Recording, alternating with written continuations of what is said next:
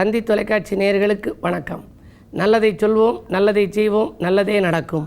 ஒரு வாழ்க்கையில் நல்லது நடக்க வேண்டும் என்று சொன்னால் நல்லதை சொல்ல வேண்டும், நல்லதை செய்ய வேண்டும். அந்த அடிப்படையில் இன்றைக்கு 2/4/2015 வியாழக்கிழமை பூரம் நட்சத்திரம் இரவு 6:56 வரை, பிறகு உத்திரம் நட்சத்திரம். இன்றைக்கு நான் உங்களுக்கு சொல்ல இருக்கிற நல்ல கருத்து, மரங்கள் இறைவன் தந்த வரங்கள். நாம் வீதியில் போயில பார்க்குறோம், மரங்களை வளர்ப்போம், மழை வளம் பெறுவோம் என்று இப்பொழுது தமிழ்நாடெங்கிலும் எழுதப்பட்டிருக்கிறது. மரங்கள் இருந்தால்தான் மழை வளம் நமக்கு கிடைக்குமா? அது மட்டுமல்ல, சில மரங்கள் நாம் வளர்க்கின்ற பொழுது அழகுக்காக வளர்க்கின்றோம். அழகுக்கு வளர்க்கின்ற மரங்கள் ஒரு பகுதி, ஆரோக்கியத்திற்காக வளர்க்கும் மரங்களும் இருக்கின்றன, தெய்வீக சக்தி வாய்ந்த மரங்களும் இருக்கின்றன. ஆலயங்களிலே அதனால் தானே ஸ்தல விருட்சம் என்று வைத்தார்கள். ஸ்தலங்களிலே எல்லாம் ஒவ்வொரு விருட்சம் இருக்கும். அந்த கோயில் கட்டுகின்ற பொழுது விருட்சம் என்றால் மரம் என்று பொருள். என்ன விருட்சம் இருந்ததோ அதை வைத்து வழிபாட்டிற்கு உகந்ததாக மாற்றி விடுவார்கள். மரங்கள் தெய்வம்சம் நிறைந்தது என்று விருட்ச சாஸ்திரங்கள் சொல்கின்றன. அந்த மரங்களிலே ஒரு 4 மரங்களை பற்றி இப்பொழுது உங்களுக்கு சொல்லப் போகின்றேன். மகிழ மரம் என்று ஒரு மரம், அபூர்வமான மரம். இந்த மரம் சிவகங்கை மாவட்டம் மாத்தூரிலே இருக்கிறது. மாத்தூரில் இருக்கிற கோவிலிலே மகிழ மரத்தடியிலே முனீஸ்வர பெருமான் இருக்கின்றார். இந்த மகிழ மரம் சில ஊர்களிலே இருக்கும், நீங்கள் பார்த்திருக்கலாம். அரிமளம் என்ற ஊரில் இருப்பதாக சொல்கிறார்கள். பொதுவாக இந்த மகிழ மரம் ஒரு தெய்வீக மரம். இந்த மரத்தினாலே என்ன பலன் கிடைக்கும் என்றால், அதில் இருக்கின்ற அந்த காற்றை வீட்டிலே நாம் அதை வளர்த்தால், அதன் காற்றை சுவாசித்தால் குழந்தைகளுக்கு அறிவு நன்றாக வரும் என்பார்கள். குழந்தைகளுக்கு மூளை வளர்ச்சி ஏற்படுகின்ற விதத்திலும், குழந்தைகளுக்கு அறிவு வளர்கின்ற விதத்திலும் அந்த மகிழ மரத்தடி காற்றை சுவாசிப்பதன் மூலமாக கிடைக்கிறது என்று இப்பொழுது கண்டறிந்திருக்கின்றார்கள். அதே போல் பன்னீர் மரம், இதை சொல்வதற்கு திருச்செந்தூர் கோவில் மரம் என்பார்கள். திருச்செந்தூரிலே விபூதி வாங்கின்ற பொழுது பன்னீர் இலையிலே வைத்து கொடுப்பார்கள். இந்த பன்னீர் மரத்தை நீங்கள் வீட்டிலே வளர்ப்பது நல்லது. அப்படி வாய்ப்பிருந்து நீங்கள் வளர்த்தால் என்ன நடக்கும் என்பதை தெரிந்து கொள்ள வேண்டும். அந்த பன்னீர் மரம் வைத்திருக்கிறோமே, அந்த பன்னீர் மரத்துக்கு அடியிலே நம்முடைய வாகனங்களை நிறுத்தி வைக்க வேண்டுமாம். பைக் வைத்திருந்தால் அதை நிறுத்தி வைக்கலாம், ஸ்கூட்டர், கார் இவற்றையெல்லாம் வைக்கலாம்.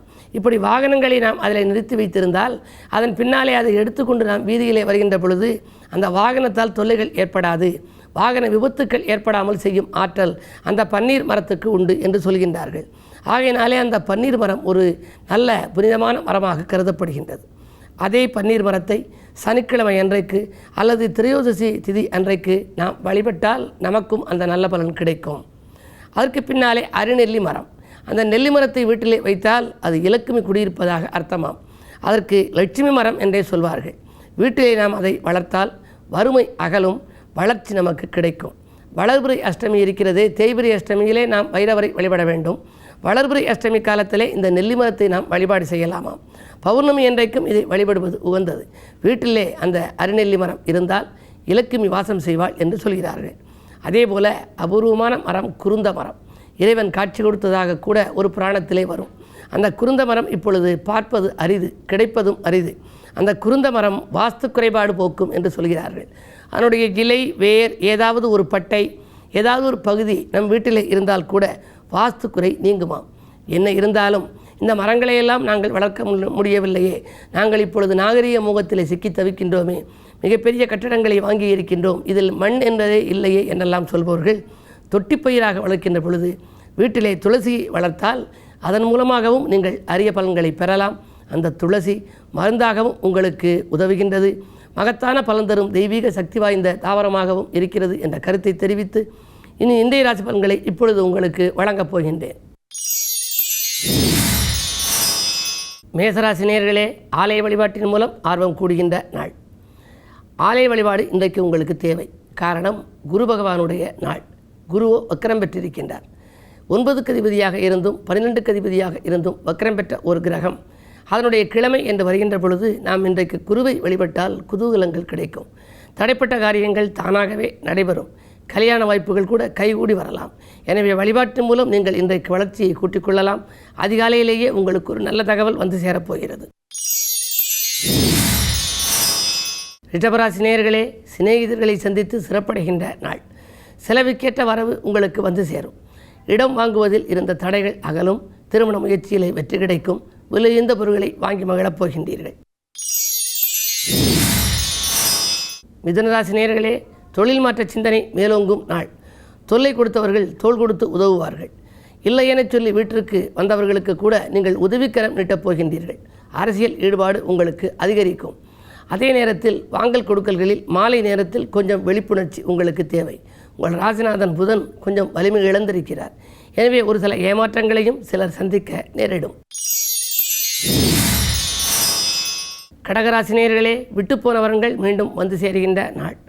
நீண்ட நாட்களாக வரன்கள் வரவில்லையே, வந்த வரன்களும் விட்டு போய்விட்டனவே என்று கவலைப்பட்டவர்கள் இன்று மகிழ்ச்சியடையப் போகின்றார்கள். திருமண முயற்சிகள் அனுகூலமாக இருக்கும். விஐபிக்கள் ஒத்துழைப்போடு விரும்பிய காரியத்தை விரும்பிய நேரத்தில் செய்து முடிப்பீர்கள். ராசிநாதன் 2இல் இருப்பதால் பணப்புழக்கம் அதிகரிக்கும். செய்தொழில் எதிர்பார்த்த லாபம் கிடைக்கும்.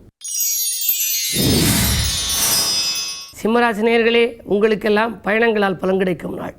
பம்பு வழக்கில் தீர்ந்து வளம் காணப்போகின்றீர்கள். வாகன மாற்று சிந்தனை மேலோங்கும்.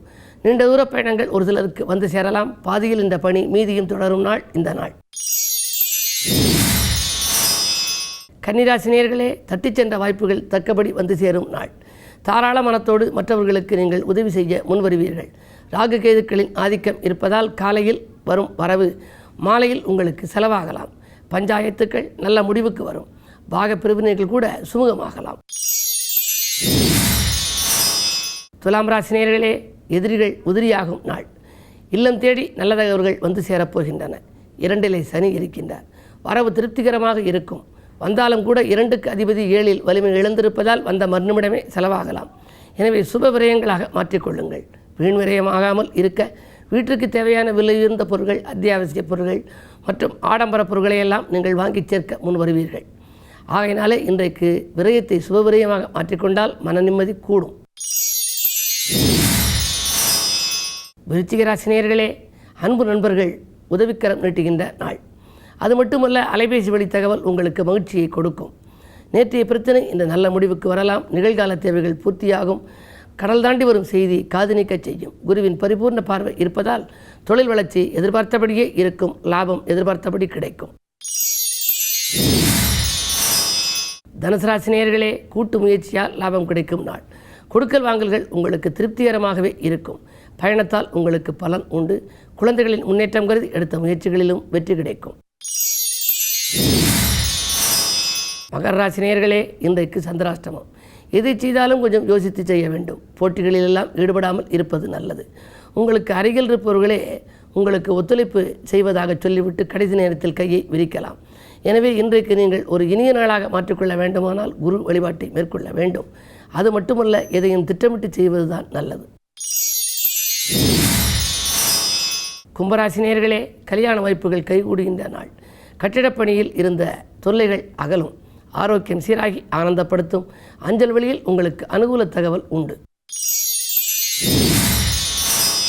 மீனராசினியர்களே, உங்களுக்கெல்லாம் இன்றைக்கு ஒரு இனிய நாள். இல்லம் தேடி நல்ல தகவல்கள் வந்து சேரப்போகின்றன. மாமன் மைத்துன வழியில் ஒத்துழைப்போடு மகத்தான காரியங்களை செய்து முடிக்கப் போகின்றீர்கள். சேமிப்பு உயரும். செல்வாக்கு மேலோங்கும். பிள்ளைகளின் நலங்கருதி எடுத்த முயற்சிகளிலும் அனைத்திலும் வெற்றி கிடைக்கும். மேலும் விவரங்கள் அறிய தினத்தந்தி படியுங்கள்.